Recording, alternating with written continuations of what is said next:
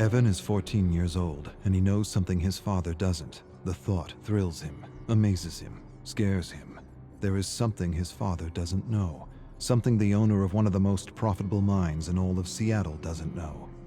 His father manages his workers with an iron fist. No, not an iron fist, brass knuckles. He calls them maggots, groveling maggots. He's about to discover he's wrong. They're more than maggots, much more. They're men, and men working together can bring change. One of these men is inspiring others to take their lives back. If they can stand together, maybe, just maybe, they can bring in the union. With the union, they'll have rights. More than rights, they'll have dignity, freedom, time to spend with their friends, time to spend with their family, time to be human. Evan knows something his father doesn't know, and he feels empowered. Evan's father thrusts him to the ground, calls him weak, tells him he's got to stop being so nice to the maggots, stop talking to them, stop helping them, keep them in line, break them, let them know who's boss. If you give them an inch, they'll take a yard. They're just using you. Evan knows better than to say anything. His father punched and broke his jaw last year when he showed weakness. This year, he'd rather not sip dinner through a straw. This year, he holds back, bites his tongue. He wants to tell his father about the union, but doesn't. He feels ashamed, torn between his loyalty for his father and his friends. Bob, Tom, Jim, they deserve more. Evan enjoys creating something from nothing. He's not an artist, but he enjoys sketching, and he hides his sketches from his father. His father forbids sketching. Sketching is for weaklings, vagabonds, gypsies. He wants Evan to do worthy things. He drags Evan to his most profitable mine. He teaches him how to manage maggots. He's hands-on, very hands-on, abusive, violent, brutal. The key is to break them, break their will, break their spirit. Once broken, a human is a tool that can be wielded to do anything. Broken. It's what he did to his mother. It's what he's doing to him. But Evan still sketches. Sketching is defiance. Evan watches his father yell at one of his workers. He's sick. He wants to leave, but he's not allowed. He leaves. He loses his job. Evan feels for the man, wishes he could do something for him. He wants to tell him things are going to change. The union is coming. The union is coming, and with it a good wage and fair working hours. But the man's lungs are black and his stomach is rot. Too much stress, too much acid, not enough sleep. He collapses. His father doesn't care, kicks him in the gut. Tells Evan to drag him out of the mine. Evan drags him out. For a moment, he feels disgusted at the man's weakness and wants to put this maggot out of its misery. He's becoming his father, and he's not sure if that's a bad thing. Evan's father forces him to set a bear trap in a dark forest. His father's obsessed with hunting bears, always has been, always will be. He tells him the story, always the same story. He doesn't want to hear it, but he will. His father was hunting with his brother when they ran into a grizzly bear. The bear tore his uncle's arm off and bit into his head. Evan's father jumped on the grizzly's back, stabbed the bear endlessly, killed the bear, ripped open its stomach to retrieve his brother's head, carried his brother's mutilated body 10 miles to their family estate. This time it's 10 miles, last time it was 5, his father grins. The story is changing with every telling. Sometimes Evan wonders if there even was a bear. Evan's inspired in a way he's never been before.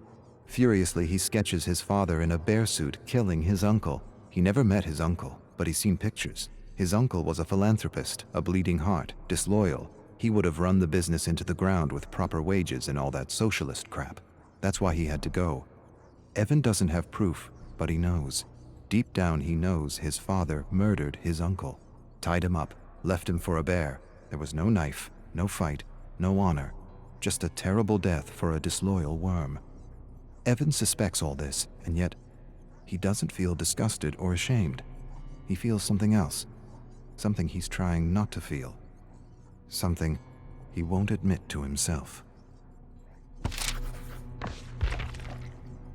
Evan looms over his father's bed and watches him sleep.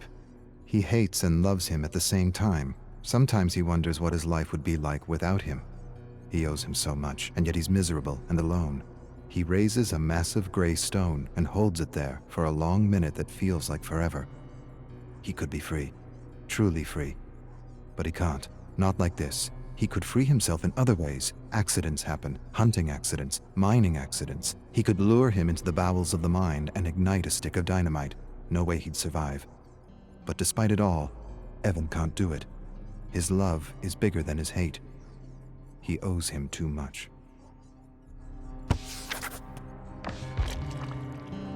Evan sketches his father in a bear suit drowning his mother. He never believed his father's story. Something didn't feel right. His eyes, his grin, his lack of empathy. She was pulled into a current and never seen again. His mother. She was beautiful. Blonde hair, blue eyes, fun, full of compassion. His opposite.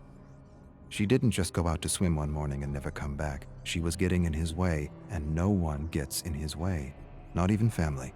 Especially not family.